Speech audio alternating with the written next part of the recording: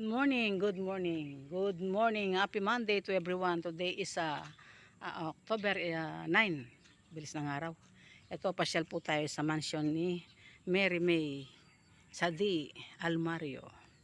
Pasok tayo, yung tinatawag na tayo. Itong mga halaman na to, itong mga nakasabit niya, talagang nakaka-relax talaga. Pagising mo yung bang makita mo ito, parang marirelax ka kasi puro green sila.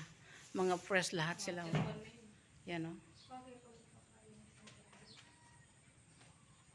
Bigyan mo akong green isa, pantinola. Yan.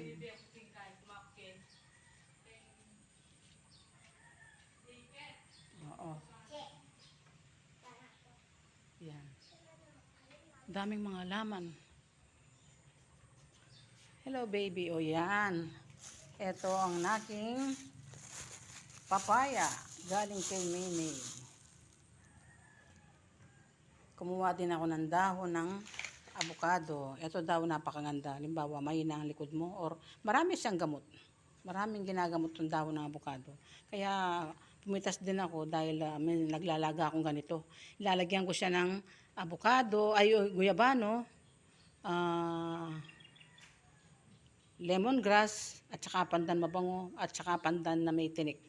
Pinaghalo-halo ko yun ang iniinom ko. Napakaganda sa katawan. Parang akala ko hindi siya plastic pala siya. Ganda ng bahay na to. Napakalaki pa. Ang laki ng bahay niya.